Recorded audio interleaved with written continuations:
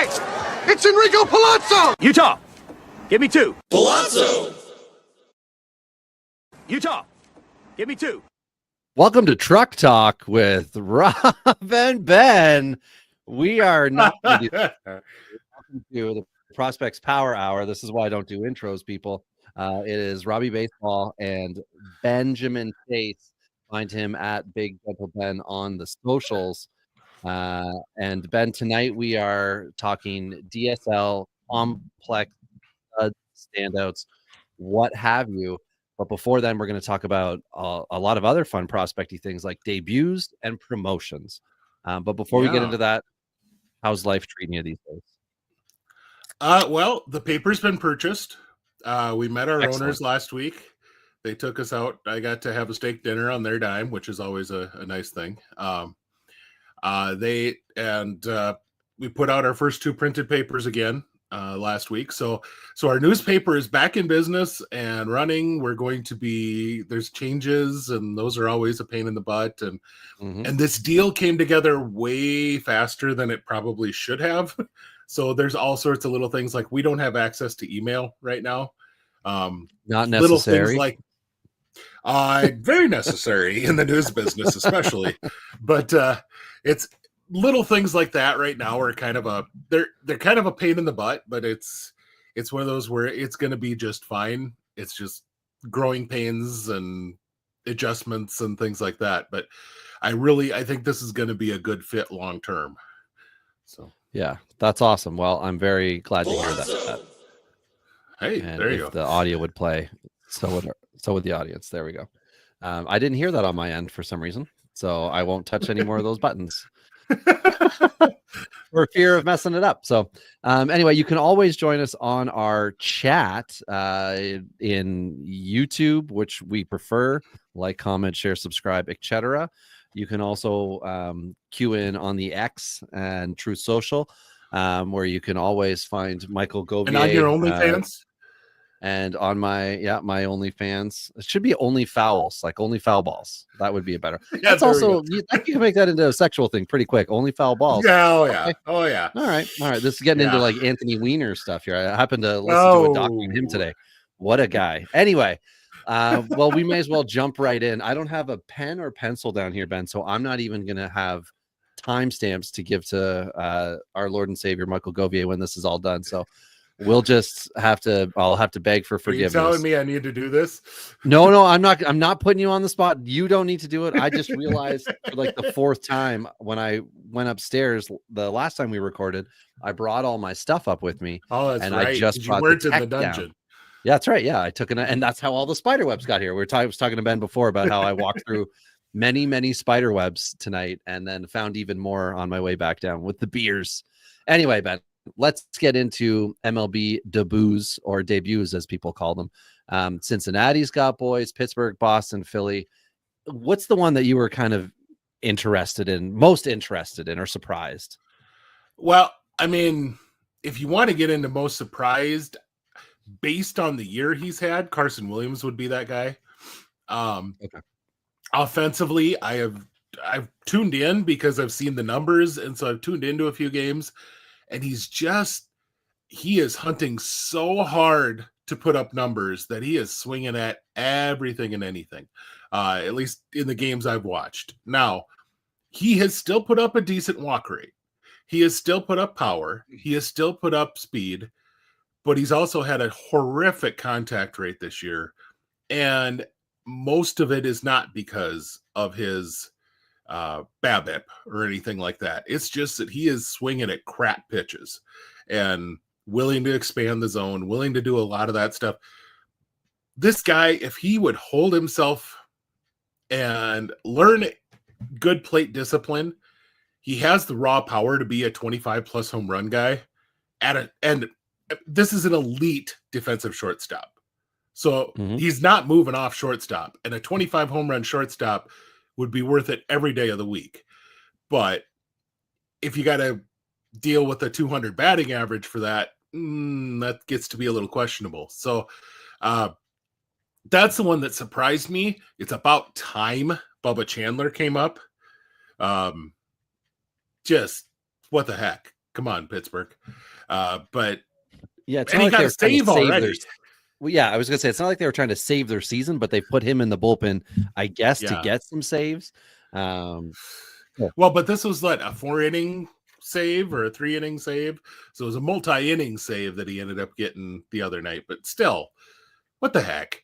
I'm gonna do this because otherwise you're gonna have to say this name, and that's just not pleasant. But Justinson Garcia. I was just gonna say the password and leave it at that. But password. There you go.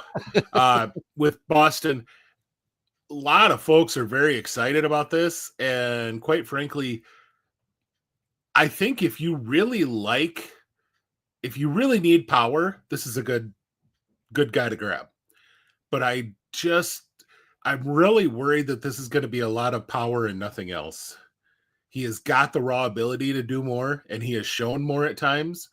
But if you listen to last week's show with our prospect savant guy, with Duke Hill, some of the stuff on Garcia's sliders just don't look great. Like there's very obviously he's going out of the zone for stuff, and he's missing in the zone too. So I mean, there's some stuff to be concerned about as he comes up to the pros, and this could be a bumpy adjustment.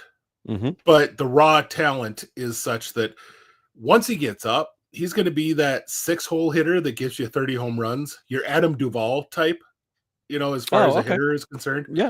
And that guy plays. That guy's going to definitely play.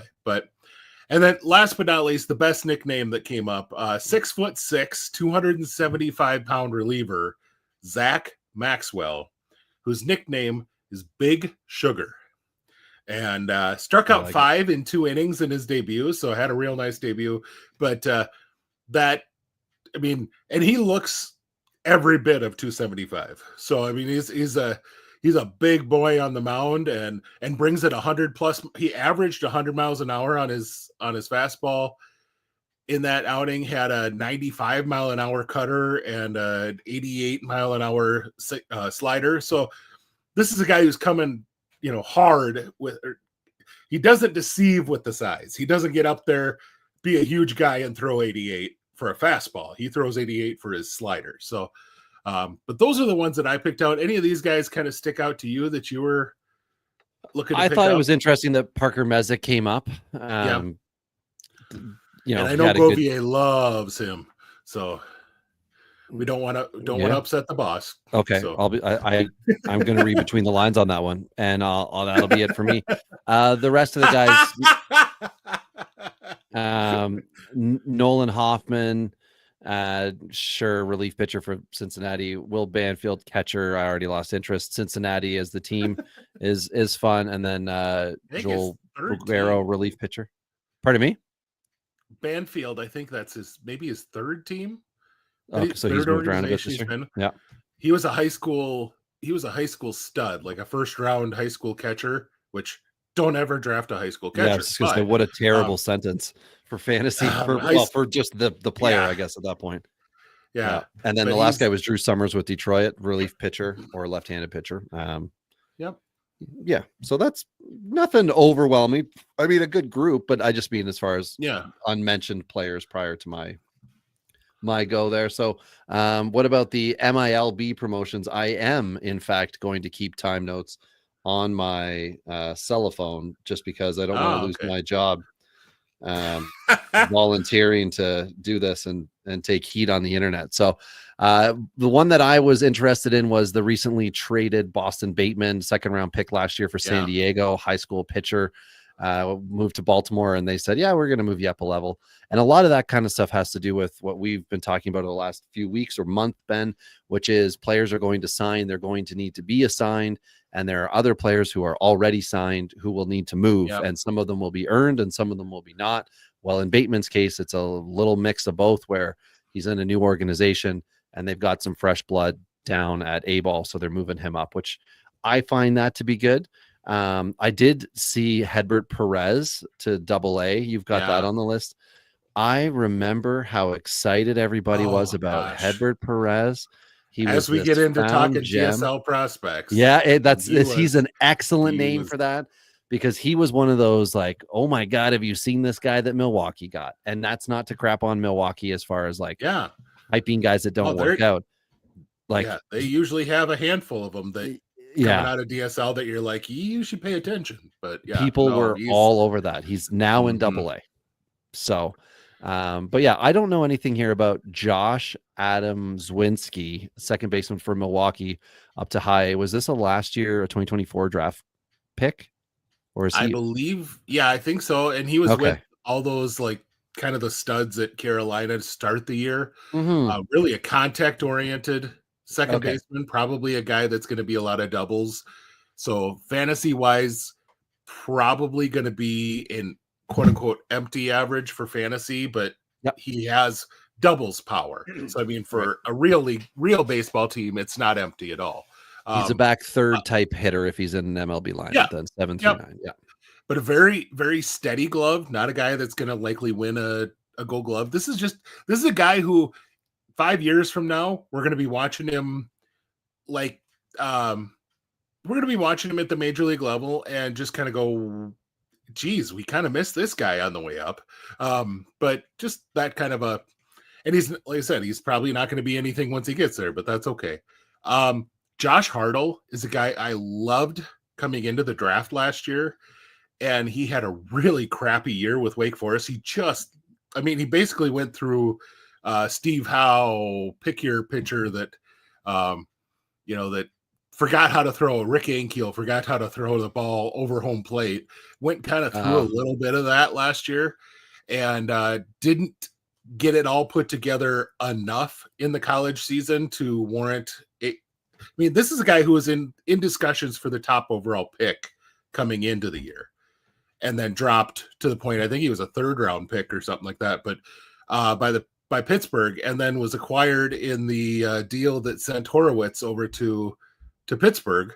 Right. And now he's up to AA, and they've kind of uncorked about another tick or two in his velocity, like Cleveland tends to do, is take a guy who leads with his off speed and turn him into a viable pitcher. So he's going to be a guy to keep an eye on. The one who you brought up, the doesn't really deserve to be there sort of guy. A guy who we've had some discussions on here before, Najir Mool with Chicago. He's a pitcher that they drafted and got himself into a lot of trouble because he was not a good boy. But was he being a donkey? He's normally a mule. Okay. Yeah. But I think he has a 6 ERA, and he is heading up to high A. And that's almost entirely because they need to bring up some guys into A-ball. And so he's getting up into the Midwest League to finish out the year. Other guys on here, there's a lot of names that got bumped up. Daniel Egan is one to keep an eye on. Drafted last year. Now he's up to AA. Was kind of like a 4th or 5th round pick. So a little off the board for most, but he's showing really good stuff. So just kind of keep an eye on him. And that's, other than that, there's a lot of guys that people might know the name. Caden Scarborough has a really big fan base out there with the Rangers. He's a pitcher. Not sure if he's going to ever be a monstrous prospect or not. I have some doubts, but the raw stuff is pretty darn good. Yeah. So other names, Ryan Jackson. What else we got? Sammy Ciani. Oh man, I remember that for a hot minute. Dylan Head, another hot Will head. Schomburg. Yeah, that's right. Yeah, Dylan Head had his moment. He's now up to high A. Who else haven't we mentioned here? Jared Lyons. We talked about the mule who's acting like a donkey.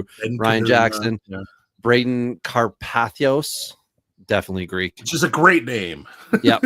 Yeah. AA now. This is a San Diego prospect, and then Connor Eaton, a left-handed pitcher with Colorado. Always terrible. I'm going to look at it, and not him being terrible. Always terrible to hear. Left-handed pitcher, and then Colorado. Anything, and then Colorado. If it starts with pitcher, it's unfortunate. JB Middleton was one of the guys they picked in this year's draft, and I had him on. I'm currently doing like a prospect draft. It's predominantly first-year players that get picked, but Anybody who wasn't picked in previous year's draft is available. Ben, you jumped into this draft last year with us when we had an owner up and quit, and you drafted this with me. Anyway, JB Middleton, I was checking to see where would he fall because I was genuinely curious. Second round talent that if he went to any other team would have been given a lot of the like sleeper whatever that you see. Yep.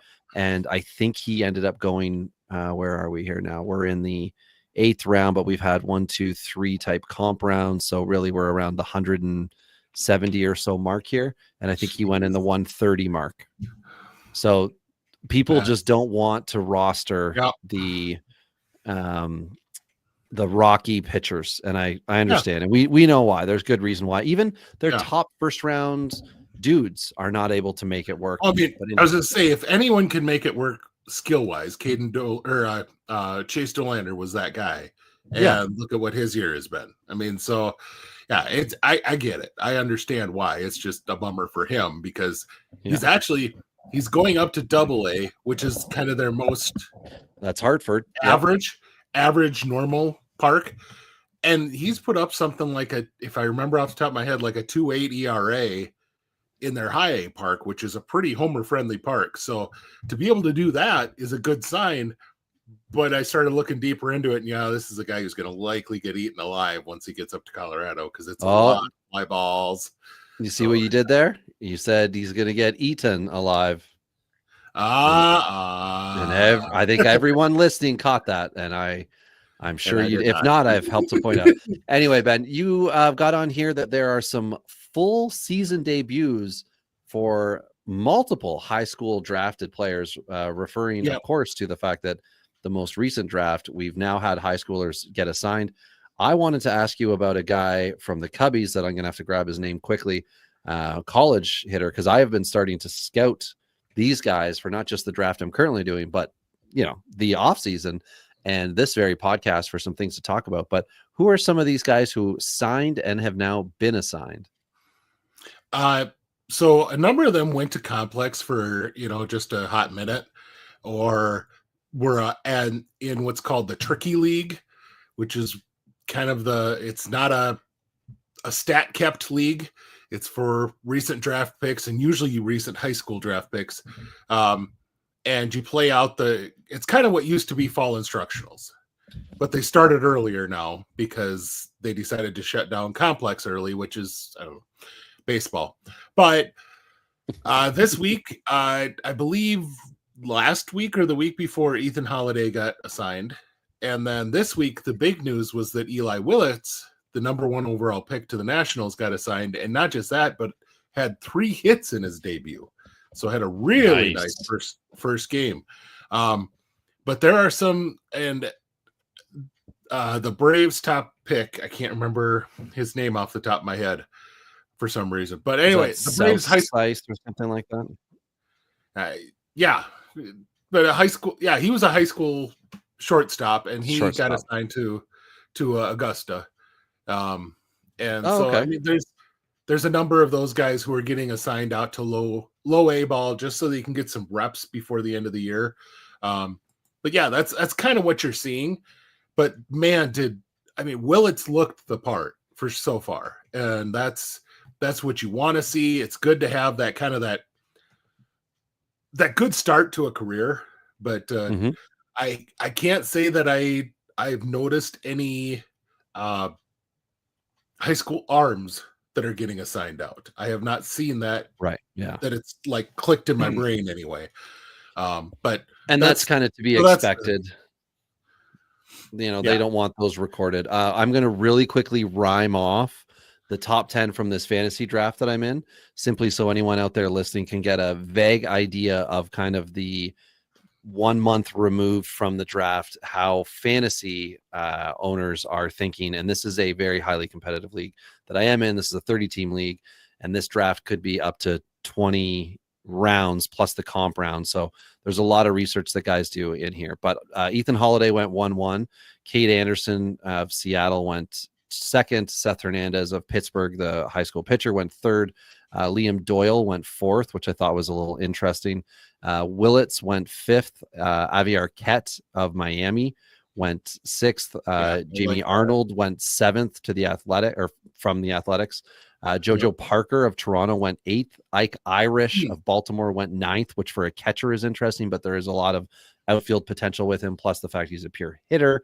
And then 10th was Gavin Feen with the Rangers, who was their 12th overall pick. The 11th guy was Cam Schlittler, whatever, with the Yankees, because he was available, because you could pick anybody in that thing. And then it goes to a bunch of other dudes. That's something to talk about in the offseason. I always like to collect the stats from these guys, where they get picked, and then I create an ADP through various drafts. Some people give me their draft lists, and I do it. So if you're out there listening and you have a first-year player draft at some point, I don't want the mocks.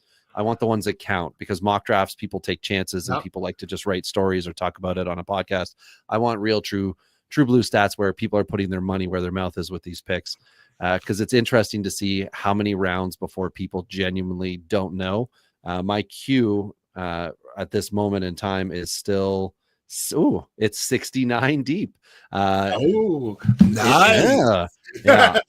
That's okay. And we're in the 8th round right now of what will end up being 23 rounds. But as I mentioned, some of those rounds are comp rounds for free agents that got signed, blah, blah, blah. But just, yes, for people that are out there getting their thrills. The guy I wanted to ask you about is somebody I did pick up in this league, who was the Cubs pick. I think he was their 2nd round or late first, Kane Kepley. Let me check here. Where was he? He was the 2nd round pick for them this year. University of North Carolina, Chapel Hill guy. I looked at him and I just couldn't shake the potential of a lot of spray hits, not a ton of like triples, doubles, triples, but like just a solid hitter. And he transferred over from where was it? Liberty last year? Liberty, something else. I don't know. He had 2 schools under his thing last year. One was Cape Cod, where he was OBP guy, which I'm always interested in. But last year, 2025, 44 walks, 22 strikeouts in 234 at bats. I'm interested in a guy like that. I think of a Stephen Kwan. I think of like, obviously not Juan Soto, but Juan Soto like patience to have a 2-to-1 walk to strikeout ratio, and probably crappy pitchers who can't throw strikes. But he's in A ball. He's batting 387 in 62 at bats. He's hit a home run, of which he only hit 3 for the year. And the 62 at bats, to me, Ben, is really interesting. 3 triples also. He had 7 triples this year.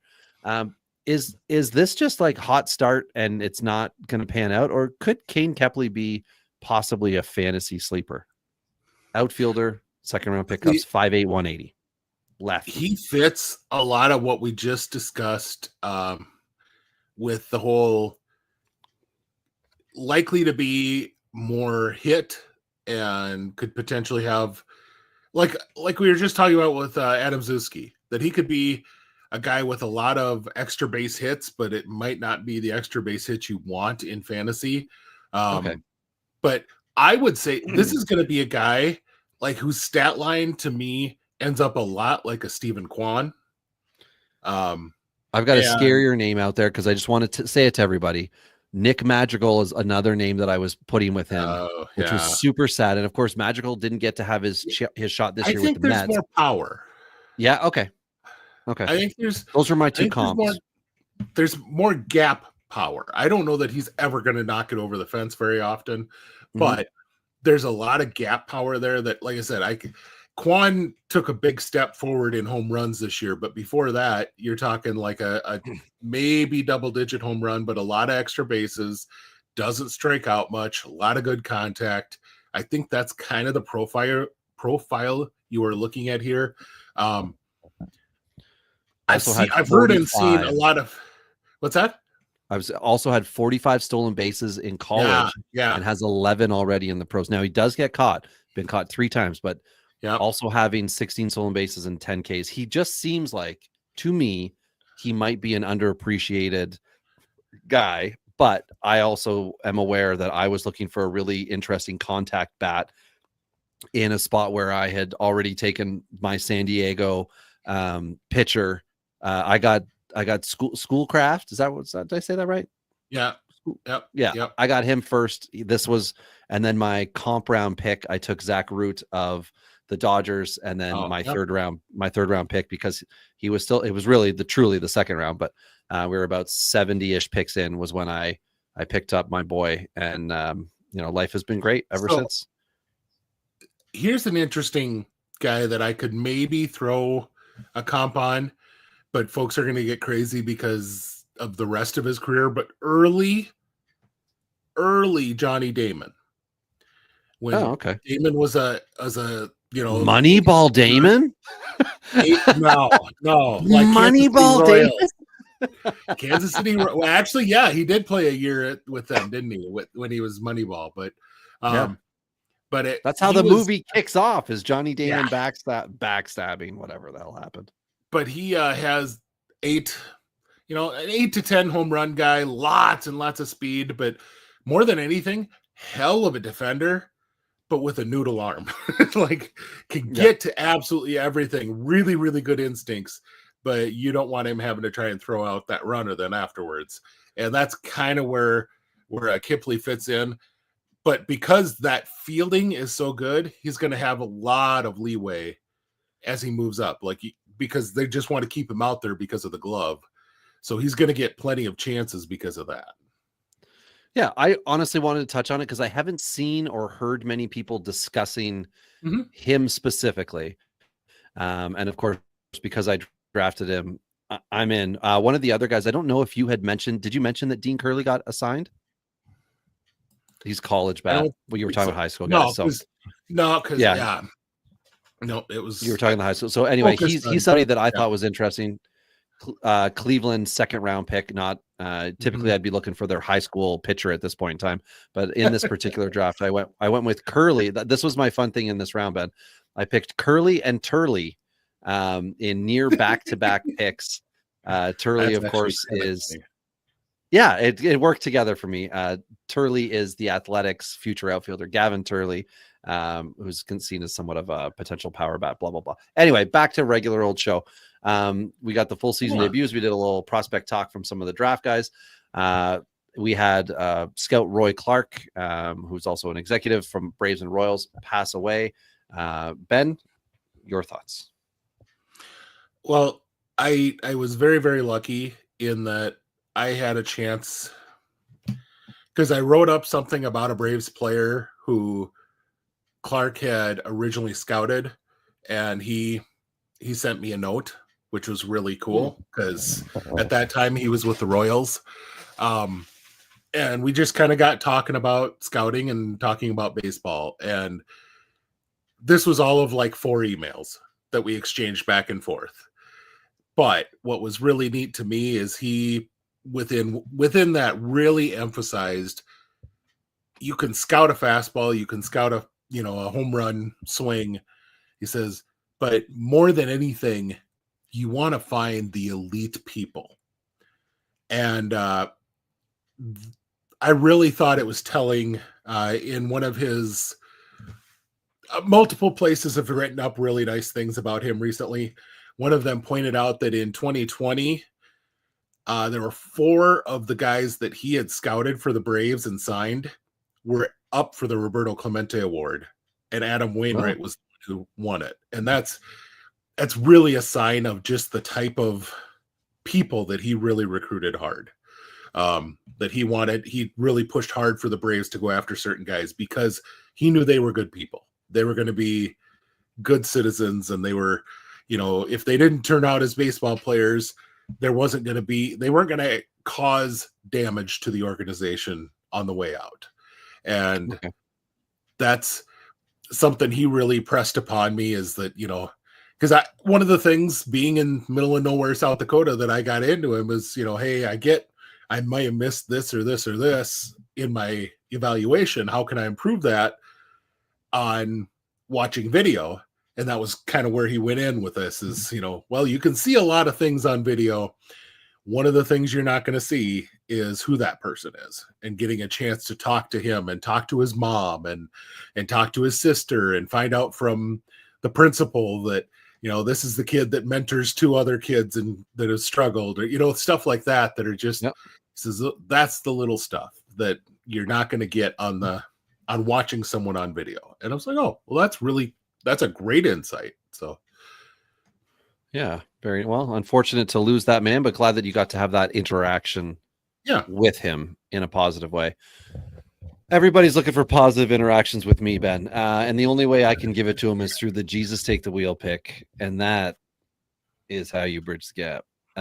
So this week, we are going with Casey's Ryan Bergert. I'm going to say that's it. Bergert, if you want to go with Française. So he is making his way in the world today, and it takes everything he's got. He's pitched 58 innings this year, 56 strikeouts, a 1.09 whip with a 2.49 ERA.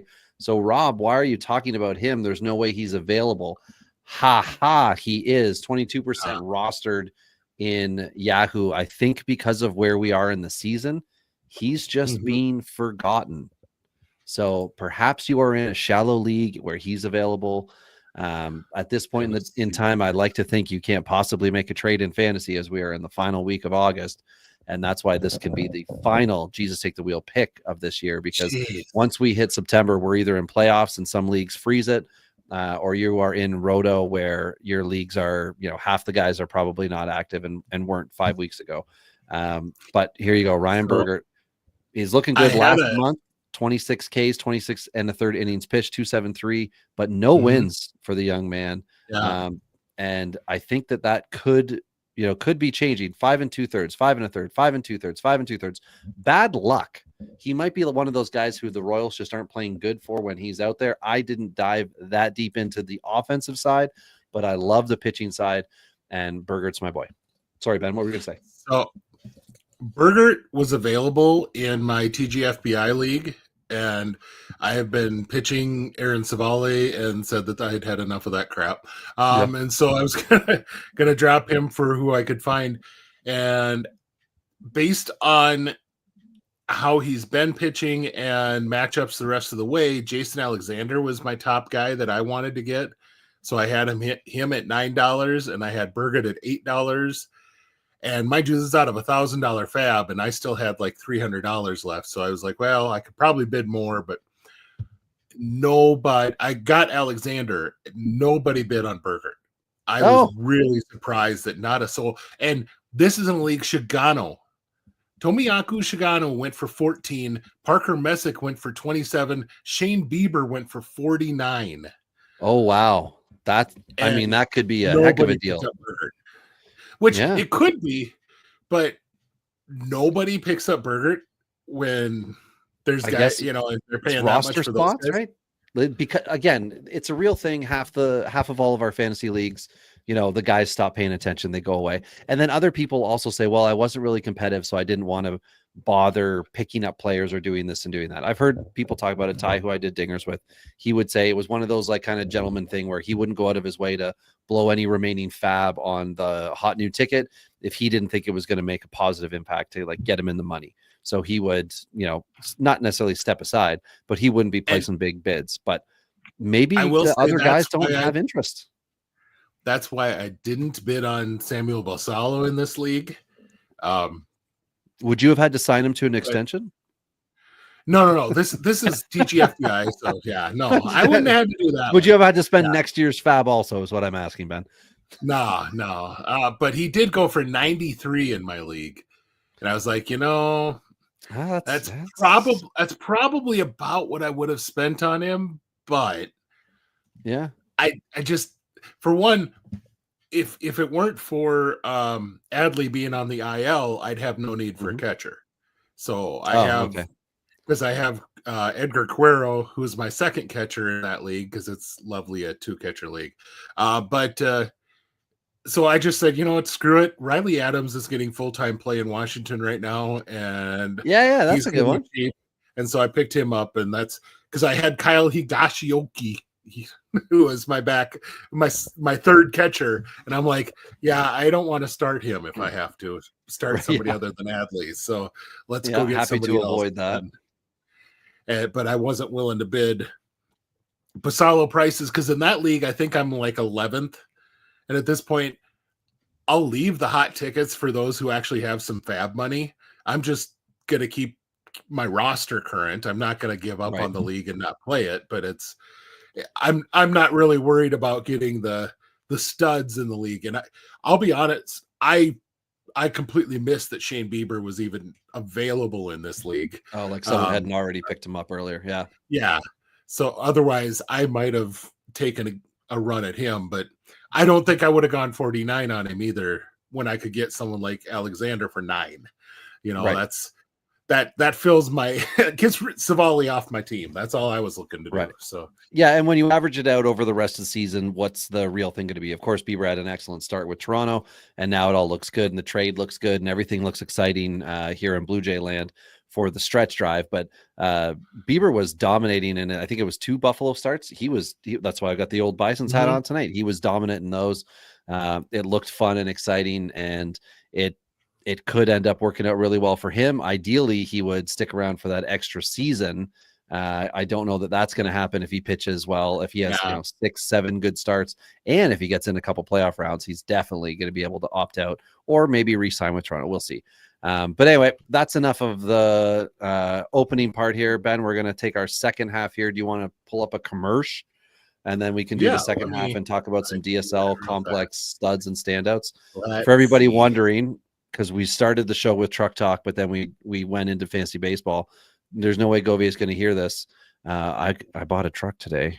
It's very exciting.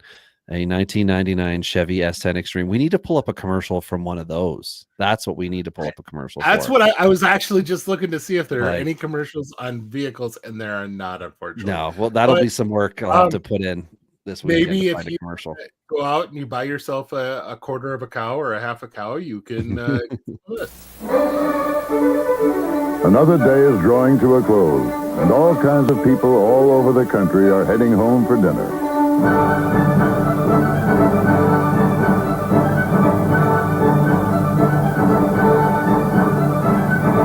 And no matter who they are or what they do or where they make their homes, chances are their favorite dinners have at least one thing in common.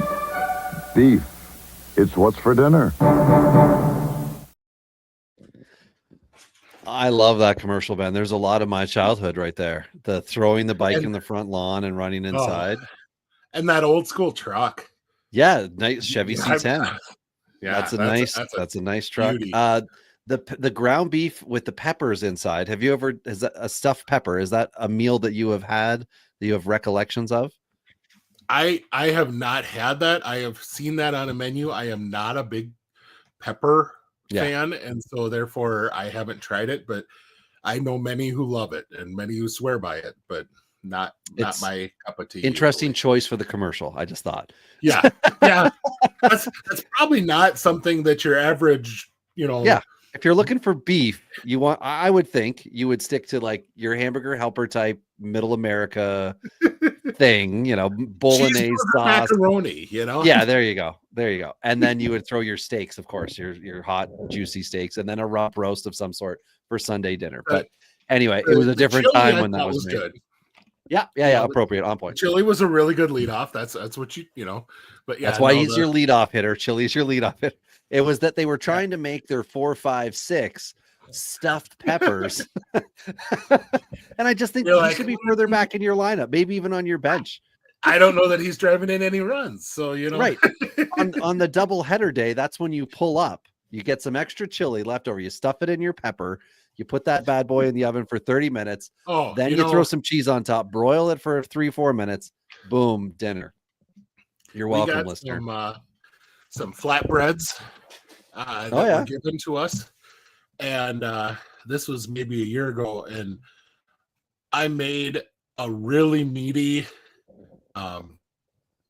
spaghetti sauce, and my kids didn't like it because, too meaty for them, apparently. Sure. Okay. I took that and I put it in with a bunch of cheese, a bunch of shredded cheese inside these flatbreads. Holy crap, was that good? That's memorable, clearly. Yes.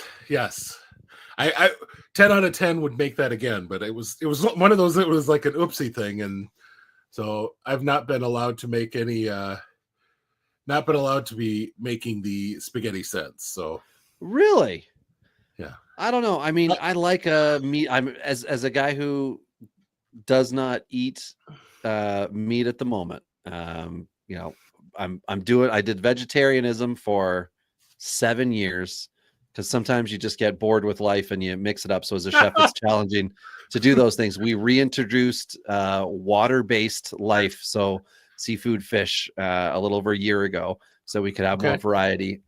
My kid eats everything and loves it. He calls it meat, and he'll just eat that. So what is the meat option? He'll eat that. But yeah, for myself, I mean, I still at work, I'm a chef by trade, for everyone who does not know.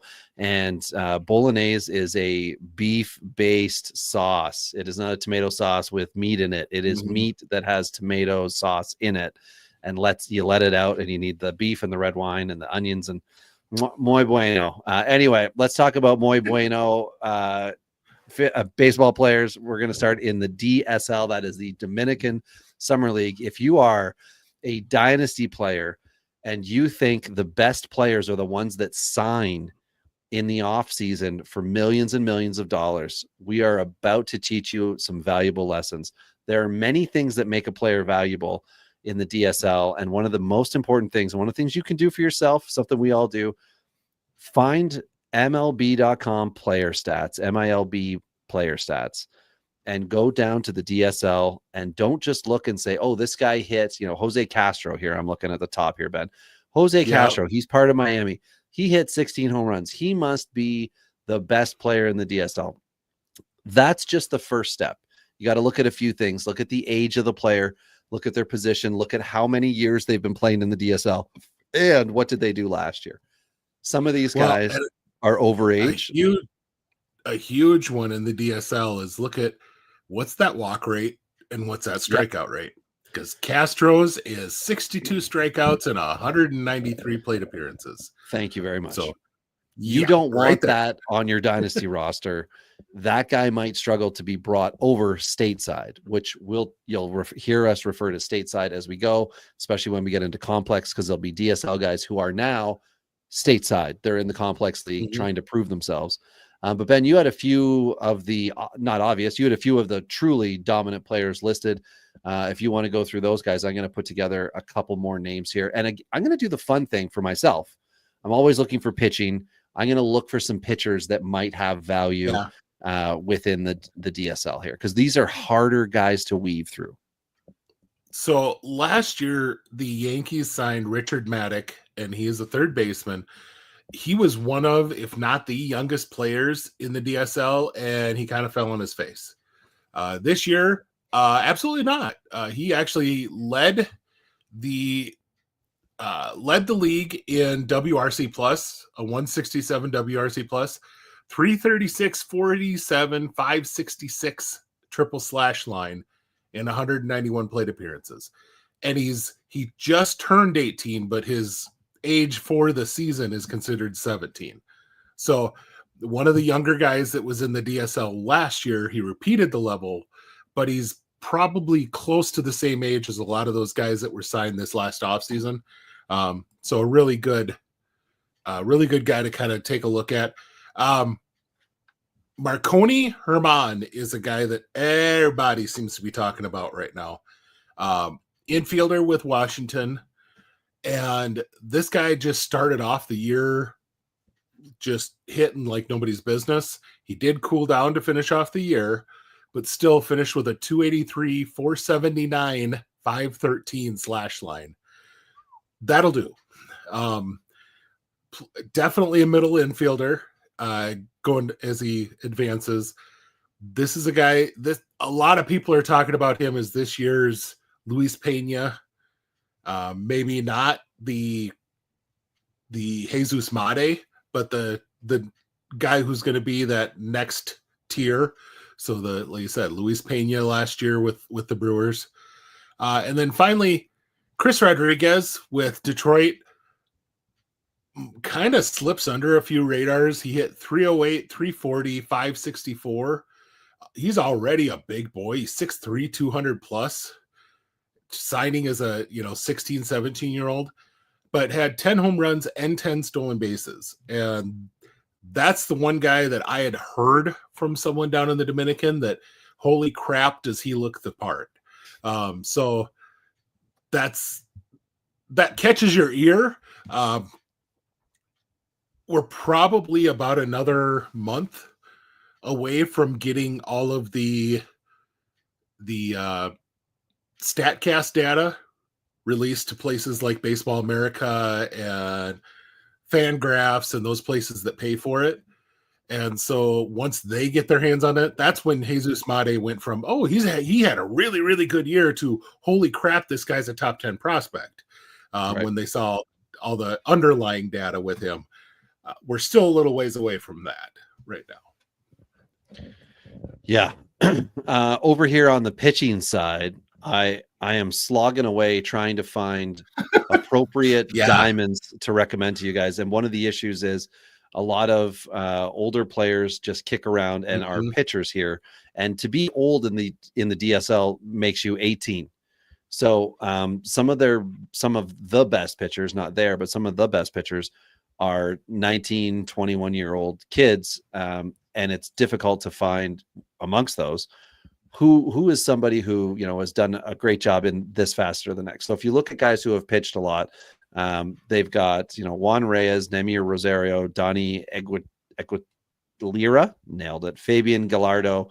Of these guys, you are looking at senior classmen here, 20-year-olds that are still potential, like they're all with organizations. They're potentially players that can move and do things, but they're also thrown out here a lot to just take innings and, get through this, and they'll get beat up, and the ERAs reflect that. And there's some guys who genuinely, look like they could be somebody. One of those guys is 18-year-old Donnie Aguilera. Nailed it. Aguilera. Aguilera. If anyone cares, help me Aguilera? out here. He's Aguilera. Yeah, sure. He's 5'11". Yeah, like Christina Aguilera. Let's go with that. Aguilera. He's a 5'11", 155 right-handed pitcher. He's 18 years old. This is his second season in DSL. But he only has in his 58 and 1/3 innings 52 strikeouts. But the ERA is 170. The WHIP is under 1. If he comes stateside next year, maybe we'll see what he can do. But like I was saying, these are not easy guys to say, oh, yeah, look at the stat line. This is somebody who can do this and do that. So as Ben also talked about, we're going to be waiting on more numbers for those guys. But if we pop back over to the league leader side here, home runs, I mentioned before, Jose Castro, and Ben talked about the strikeout rate being absolutely terrifying. There are guys who have stolen 45 bases in this league. The hardest part of this entire thing is going to be correctly pronouncing their name. Rafael Batista, Tampa Bay. He's an 18-year-old, 6'2", 155, third baseman, 0 power. So at third base, not going to happen, which means he's probably already flunked out at shortstop. If we're moving over from short to third, it's because we're assuming he moved off that position and he doesn't have the power. So people aren't going to want him there, which means he is, best case scenario, your second baseman, or they move him to the outfield. I don't know that that's going to be it for Mr. Batista here. Jamon Newell, Nuel. He is a shortstop and he's with Baltimore, 18-year-old, 6 foot 150. He has a little bit of pop at his average, 45 stolen bases, 3 home runs, 15 RBIs, 433 OBP. He might be interesting. That might be a guy. Couple guys, if you go down that stolen base list I was very interested by. Johan De Los Santos. I struggled to find anyone younger than him this year. There, 34 stolen bases. But the thing that really caught my eye, 353 batting average, 13 strikeouts and 139 at bats. That's very good. And then a big name signee this year, Josuar Gonzalez with the Giants, has a lot of those same type of numbers that we saw. I'm not saying that he is, but a lot of those same type of numbers that we saw from Jesus Mate last year.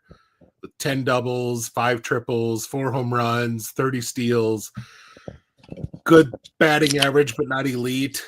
But then it wouldn't surprise me if when you start to get the data that Gonzalez looks a lot better than he did, just on raw numbers. But the raw numbers look pretty good too. But just that's a name that stuck out just because I've been hearing about him since last January when he signed.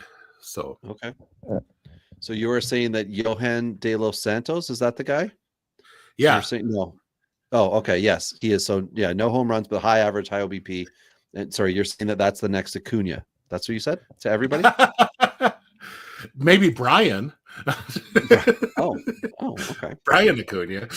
Brian Acuna. No. All right, fair enough. Well, actually, better put. He'd probably be more like Luis Angel on Cunha.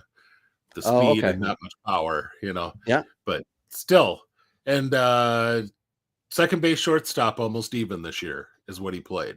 So sometimes that can be because there was a better shortstop that they signed, and sometimes that can just be he's not really a shortstop, but they want to still give him a chance, and so they're working on the transition to second base already this year, and you'll see him play full-time second base once he comes stateside next year. But no, that was a good roundup, I think, so far of the DSL, because we only have. If you go to the other thing, I was going to say the other thing that I can look at before I dive into these kind of guys, because it's also really hard sometimes to find video of them doing anything in game. If you go to look up players' names on YouTube, or just look up video for these guys, it can be really difficult to find things that aren't just their scouting package that was potentially poorly put together on YouTube. So you find a video of them taking balls at short, because everybody takes the ball at short, and then moving over and hitting this way and doing, if they're switch hitters, doing this, doing that. So the other thing I look at is anyone who might have an eye and take a lot of walks and not a lot of strikeouts. And then, obviously have to look at players who are not, again, 19, 20, 21 years old. Even 18-year-olds, you have to be a little cautious on here and see if they've signed. The Blue Jays happen to have a very interesting one here. Oh my God, guys, let's get the nicknames going in the DSL. Ben, this is going to be a hard one for me. Elankier Coronado of the Blue Jays. So 188 at bats. He's got no home runs, 1 triple, few doubles. All right. But he's got 57 walks to 27 strikeouts, 346 average, 504 OBP. He's 17 years old. Now, these are the guys who could just be interesting at this moment if he was to come over and, show up stateside next year. That lack of power is going to need to change. He's going to, he doesn't have launch angle. He doesn't have this. He doesn't have that. But these are guys that, Kiner Delgado is another one who popped up 4 years ago, maybe in the DSL. And I kind of pegged him and picked him up in a few leagues. And he was a Yankee. He ended up getting traded to Pittsburgh. Can't remember what deal that was. But anyway, and he's in Pittsburgh, somewhat buried within that system now. But he was one of those guys that from this exercise of just kind of checking in and looking at players, you're able to find a guy. So do you have any others, Ben, before we can move on? Well, no, not necessarily. But what I'm going to mention is, I had mentioned that Josuar Gonzalez was going to likely look better when some of that other data came out. Apparently they have that data already at Baseball America. I just kind of did a search on their website, and they did an article on the 20th of this month. So just 5 days ago. And the top guy on there, Josuar Gonzalez. So the data is showing that he is as good as potentially thought. But there's some other ones. There's a catcher on there. So that means you're going to be really excited. But and a catcher with the Angels, no less. So, I mean, really a guy who's going to obviously get lots of good development along the way in that system. But the Blue Jays do have another guy in Juan Sanchez who has really good underlying numbers, lots of hard hit data, all that sort of stuff. So it is a subscriber piece on Baseball America, so you have to be a subscriber in order to view it. But if you have the ability, I'd go back and look. Jeff Ponce is the one who wrote it. Jeff has been on here before talking prospects on our podcast. And so take a moment and go find that. It's titled 7 Dominican Summer League Prospects with Impressive 2025 Hitting Data. And so take a look at that. And it's, like I said, it's worthy of a read through, because there's some guys on there. Like I said, last year, Jesus Made was on there, but also were a number of other guys who have now come over, and we're going to probably talk about them soon. If they haven't already jumped up to A-ball, they're going to be the guys who were studs in the complex league this year. So, all right. So should we now move to Arizona, or would you like to go to Florida? Talking complex. oh, just for the league. Yeah. I'd much rather go to Arizona for other things, but either way, either one's fine. I actually think Arizona has a lot better league this year to talk about. So, all right, then let's go to Florida. That way we can finish with Arizona. Finish on a high note. Yeah. Yep. So I'll just rhyme off some league leaders, Ben, and then you can get into like actual seeing through the stats here. So David Beckles is leading in home runs. RBIs, Jordan Sanchez. Beckles is right behind him, 45 for Sanchez. Beckles, who, by the way, where is Beckles? He is, drum roll, please, a Blue Jay. Yeah, but he's 21, and it's not coming together. Organizational depth is how you tag Beckles. Most walks, Anderson Furman with the Red Sox, I believe it is. Strikeouts, which is one of those things you want to be careful with. It's a De Los Santos. It's Daiber De Los Santos. He's got 89 and 156 at bats. Oh my goodness. Stolen base leaders. Dashel Tejada with the Nationals. He's got 29. There's two fellas at 26 each. Isel Arias with the Yankees, and Yanciel Guerrero, who is with the, drum roll please, Cardinals. There we go. I should have known that abbreviation. Silly me. And then leading in average, you've got Alberth Palma, OBP King, Alberth Palma, OPS King, Jordan Sanchez, and your slugging champion is Manolfi Jimenez with Philadelphia. So, all right. So those names are not going to be familiar to many of us, Ben. Who should we really be paying attention to? Honestly, I really don't like much that was in the complex league for very long this year. So I will say Beckles has a really interesting story. He was originally signed in 21 by the Yankees, and then they released him last year, and Toronto signed him in the offseason, and he is actually an A-ball now. So something clicked in the Toronto system that didn't in the Yankee system. And so could be one of those that's a late bloomer, and maybe 3 years from now, we're talking about him as your next Spencer Horowitz type guy. Who knows? That's going to come up at 25 years old and be solid. And he's 6'3", 215, righty from Dominican. Yeah. Sorry, Ben. That's the rest of the Beckles scouting report. Mostly a first baseman. Has played some outfield, but mostly a first baseman. Sanchez is intriguing to me. Jordan Sanchez, you mentioned that he was one of the league leaders. Had a really good DSL, came over, and he was an older signee. He was 18 last year. He's 19 this year, and so a lot of folks are going to go, oh, well, he's old for a guy who is in his second year of. But,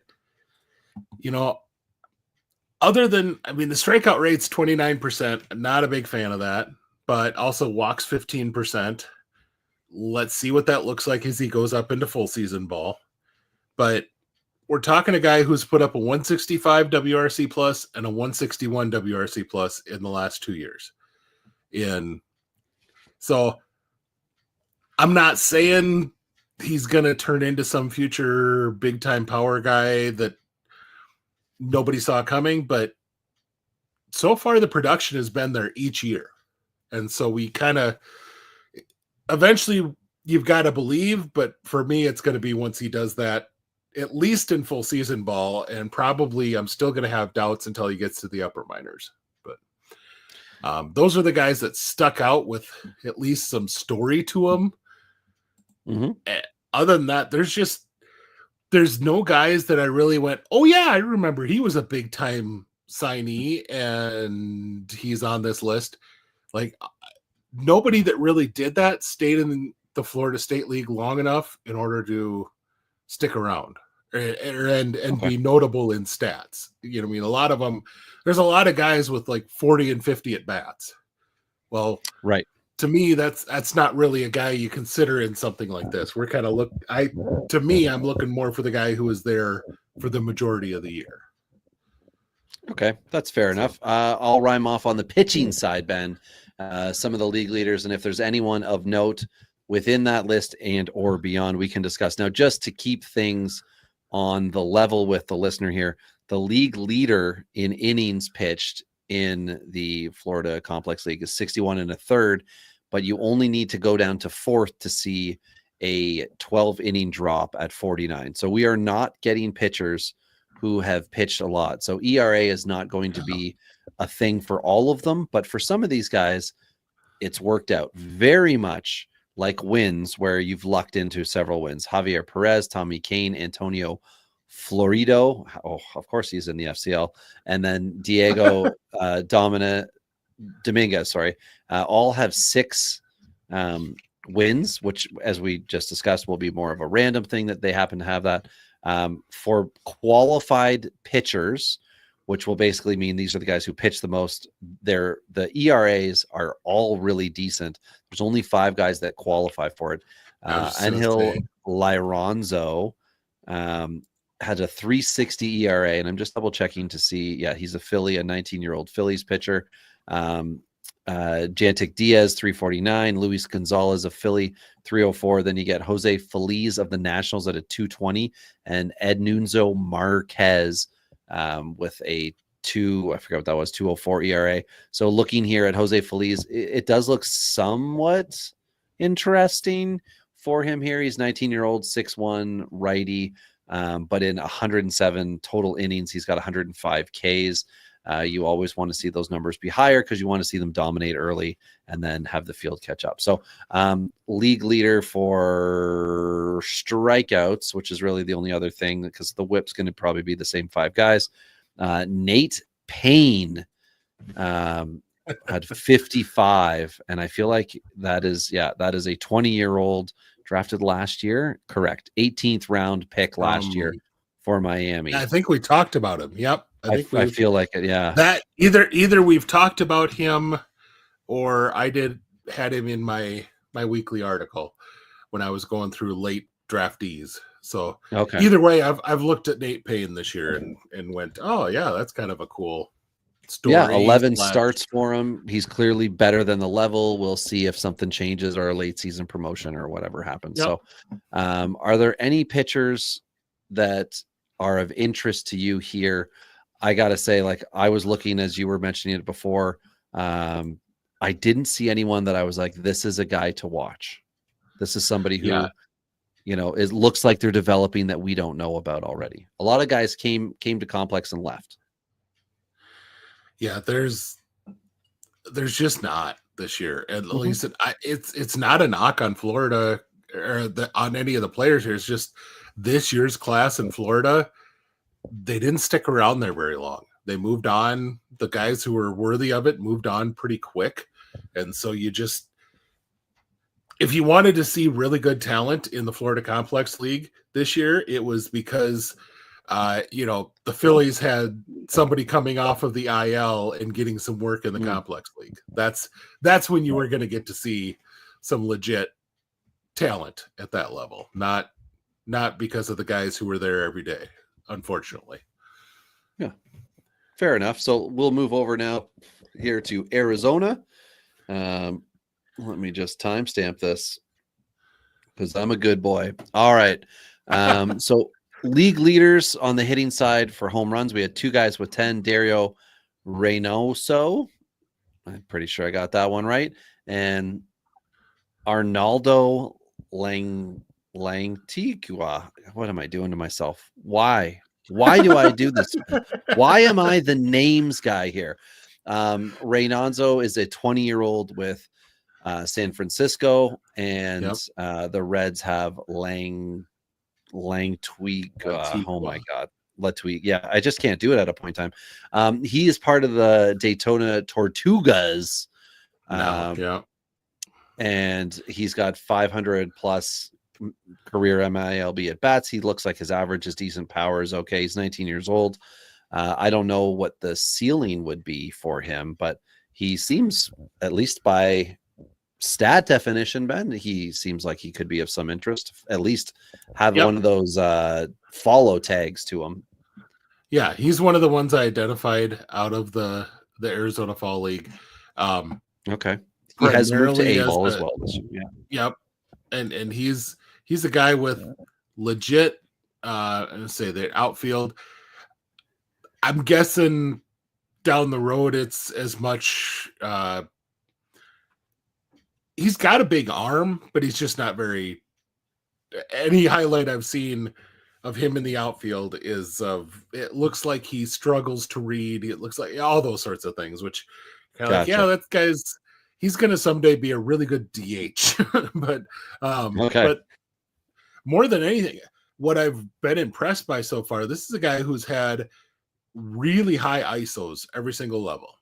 Isolated slugging percentage has been really good for him at every level. He really hits the ball hard. He gets, because of that, he's got power production at every level so far. I'm interested at least. I'm not going to say that this is this is certainly not a top 100 guy. I don't know if it's a top 200 guy, but it's a guy to keep an eye on going into full season ball for a whole year next year. He'll finish out with some time in full season ball, but watch him next year because this is a guy that could probably take off. The big name to me in this level ended up having a strikeout rate that made me want to throw up. But that is, he's in the Dodgers system. They're going to figure out a way to do something with that. And that's Emil Morales. Last year was a big numbers guy down in the DSL. And this year, 300 average, 9 home runs. So second in the league in home runs. Still stole 6 bases as well. But 76 strikeouts in 233 at bats. That's too many. So that's the concern I have there. The other guy to talk about at this level is Johnny Level of the Giants, and this is one of the better Giants international prospects I've seen in a long time. I really wanted to throw the Marco Luciano tag on him. Oh my God. And I thought, oh my God, I'm going to hurt the poor kid. Yeah. Don't do that. If I do that. But 9 home runs. And Luciano, if you take away average, Ben, Luciano is looking like he could be of some use, but then batting average gets, that stat. It took him this long to figure out a defensive spot where he's actually useful. But Level, blame the Giants on that one. Blame the Giants on that. 17 steals for Level this year. Very solid walk to strikeout rate, 33 walks, 40 strikeouts in 218 at bats, 288 hitter. So nothing that like, holy crap, he's hitting 400 or holy crap, there's 20 bombs or, anything like that. But just really solid overall stats as a guy who was 18. So he was in his second year. And last but not least, because I like to promote the corn-fed Midwestern boys, Tyson Lewis, who I believe is now up in A-ball, Cincinnati draft pick from 24, and Nebraska high school kid. And he hit 340, had 6 home runs, 5 triples, stole 19 bases.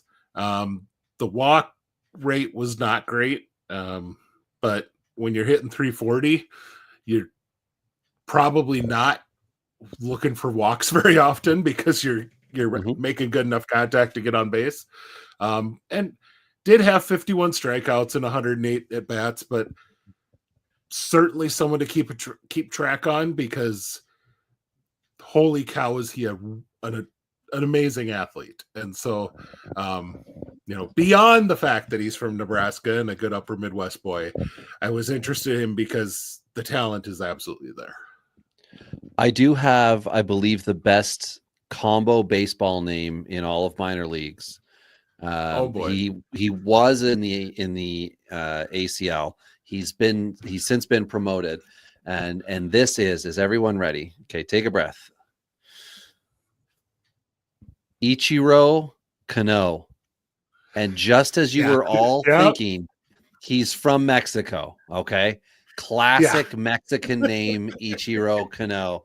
This is a Reds prospect. It's got him stated as multiple positions: first base, second base. He's too short for first base, but his time in the ACL, 130 at bats. He had a OBP, which is where I found the name, of 437. 22 RBIs in those 130 at bats. So he's getting the ball driven around. He had some doubles, a couple triples, couple home runs, promoted, and the wheels have not fallen off, but the lug nuts are loose. Looks like he might be getting caught or needing an adjustment here. But regardless, one hell of a name. Goodness gracious. So you want another really good name? Do you think it could compete? I do, actually. I mean, it's not a baseball name. Oh, not just baseball the name. greatness name. Okay. But the name. I'm listening. Last year, competitive balance pick for Arizona, JD Dix. Oh, yeah. He playing second base this year. For anyone. DIX. Yeah. For any of you naughty people spelling it the wrong way. Did not play at all as a professional last year. He played in the Tricky League. He did not play in any official baseball games. Started out in complex and was there long enough to where he qualifies on stuff. But then he went up to A-ball. He's actually played more at A-ball now. And on the year, 25 steals. There's not a lot of power there, but also striking out at like 19%. So that's a pretty solid rate for a young guy at a low level, and a 309 batting average combined between the two. So between the two levels. So really an impressive, I think. Yeah. They've got great. I was looking at his Fangraphs page, and they've got grades from when he was still a shortstop. I don't think he's going to ever play a minute of shortstop in full season ball. He's a second baseman. Okay. And so the 40 grade that they had on him at that, or 40 grade defense they had on him at that time, I think he's at least an average second baseman, if not maybe even an above average second baseman. Longenhagen really likes his power, his raw power. He hasn't produced a dang bit of it in games, though. So there could be more in the tank here down the road, but so far it hasn't shown up. So okay, now we can switch over to the pitching side here. First name I'm going to throw out is what I'm going to call an overager for the level. He has since been promoted, but he's the guy that kind of had the most interesting stat line baseball. What I'm trying to say, video game like numbers. That's what I was trying to say. Of course, they're baseball numbers, Rob. It's baseball, and that is Kenyer Martinez, who's a 6'1", 165-pound righty. So if you're thinking the Giants have another Tim Lincecum, I'm with you. And let me tell you the rest of the stat line just to totally go way too far on the Lincecum timeline here. I believe he just did he just turn 21? Yeah, he just turned 21. So this is his age 20 season. So he is not old for the levels he's been at. He's essentially been a 21-year-old for the year, or sorry, 20-year-old for the year, just turning 21. So in complex, he had a 190 ERA, 47 and a third innings, 67 Ks. For the year, 62 innings, including the promotion to A-ball, 89 Ks. His ERA, 1.89. His whip, 1.145. This is a watch guy to me. He is an international signee out of Venezuela, Kenyer Martinez. He is 0% owned allegedly in Fantrax. I popped his name into this draft league, or the league that I'm currently drafting in. He has been selected in this draft. Son of a bitch, so there goes a potential steal for me later on. But there are people doing in this league exactly what I'm doing right now, which is just quickly having a look, seeing if anybody stands out, and then you dive in deeper on some of these other guys. But for really interesting fantasy stat lines, he led the league in Ks prior to his promotion, and that ERA in 8 starts. Wow. He also had 2 saves. Oh, geez, he just did it all in 2 opportunities. So where were some of the other guys? Dylan Jordan was one of the other ones that I thought stood out. Ben, do you have some names? Well, we've talked about him many times here, but Tyler Renz was definitely one with Milwaukee. He was one of their late round guys last year. He definitely produced. But the one I want to highlight is high school pick last year, the 11th round for the Los Angeles Angels of Anaheim, California, Disney World. Trey Gregory Alford. Yeah. This is your, if you could call Brandon Webb a prototype, this is the guy who's trying to do things the way Brandon Webb did, where you just have people pound the ball into the ground. They get so frustrated that you still strike out 200 in a season.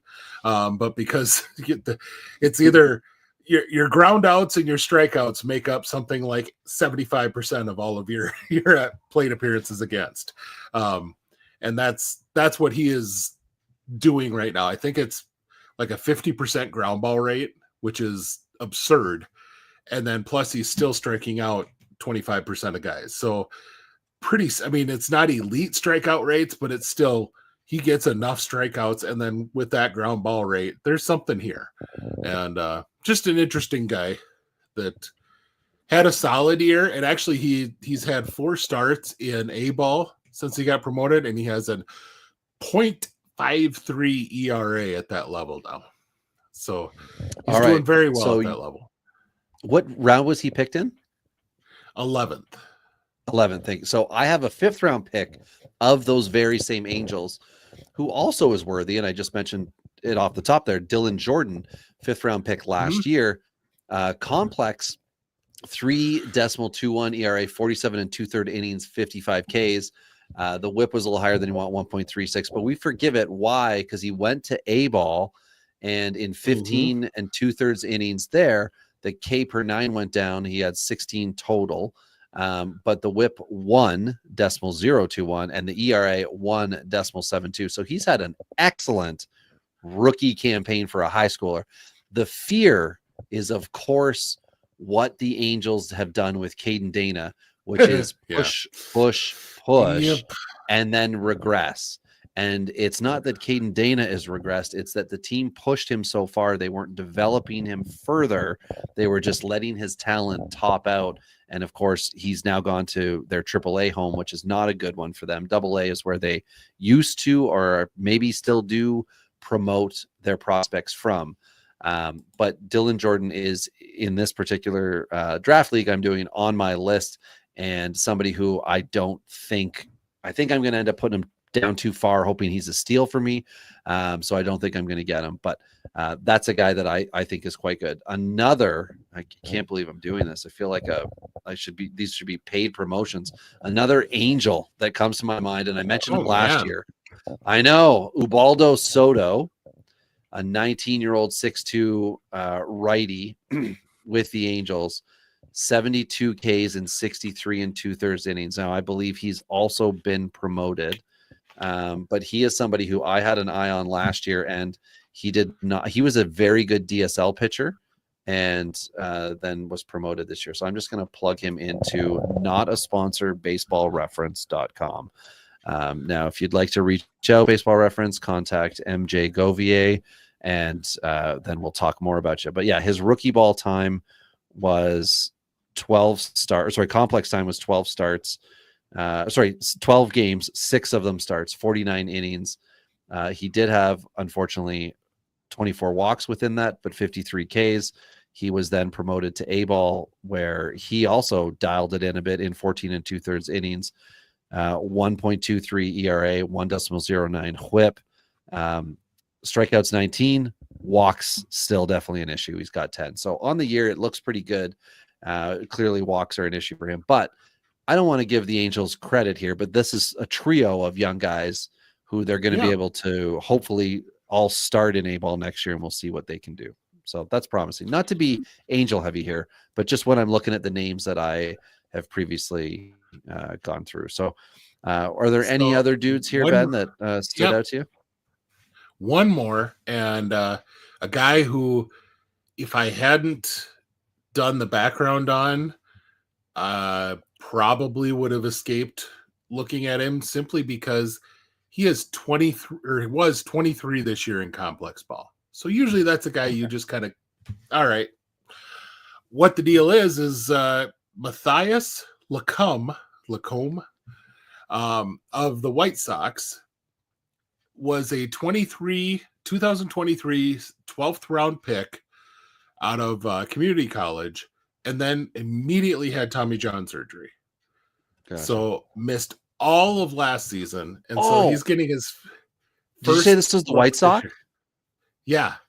Yeah, this is the Frenchman. The Lacombe? Yeah. I've got him on my thing. Yeah, Matthias Lacombe. Yeah. Awesome. Cool. Yeah, and just he's struggled a little more with walks up in A-ball now that he's been promoted, but this guy has just been striking out people at an absurd rate so far this year. I'm trying to pull it up here. Strikeout rate, what has been 33 1/3 all year long. That'll do. And he's been at about a 50% ground ball rate too. So I mean that's a good combination to have. I don't think this is like their future ace or anything like that, but this is a guy who could be a very useful pitcher and probably is under the radar right now simply because he missed that whole year last year after he was drafted. Yeah, definitely. The league I'm drafting in, I have him in the queue in the end. He's one of the guys that I put a few names down at the bottom that as different names come off the board, I start to think, okay, I'm going to jump him up, in the top 10 now and just see where he falls this next round. And if I'm reaching or not reaching. And yeah, he does seem interesting. Born in France. I don't remember if it was his father who played internationally, if that's where it was or what the connection was for him. But anyway, regardless, like you said, injuries derailed the start of the pro career, and this is the first year with some stats for us. And yeah, cool, right? Like this could be an interesting one for the White Sox here. So as time passes here, but Ben, enough time has passed for our show that we're going to end it. What do we have on the docket for next week? Our MILB Player Awards. And that includes the man who looks best in his pants. Wait, no, that's a different award show. Sorry, that's the OnlyFans award That's on show. the Patreon. Yeah, there we go. No, we can take a look at each level, and we'll go through kind of I'm thinking probably like MVP and Cy Young. Yeah. And we'll try and keep it just to that. Otherwise, we'll be here all day. Too long. It's too long of a show. So we'll for sure start in the upper minors and then work our way down from there, because it might end up being one of those things where we get through AA and we go, okay, well, we need to just cap this and come back. So that's where we're going to go next week. So if you have nominations, you can find me on Twitter or Blue Sky or all the other socials at Big Gentle Ben. And you can find me exclusively on True Social at Baseball Damn Right. I should do that. Anyway, find me on Twitter at Robbie Baseball. And give us some names of players you like, and hit us up in the Discord as well if you wish to. Sometimes I look in it. So, and also for anybody out there who is in entering or about to be in their fantasy playoffs, I wish you all well for this week. If it is head to head, we all know we need a little luck this time of the year with that. And if you are playing Roto, that paint is still drying. Roto is boring. So, we'll talk to you guys next week. Dang. On behalf of myself and Ben and the whole Pallazzo podcast team, love, peace, hair grease, everybody.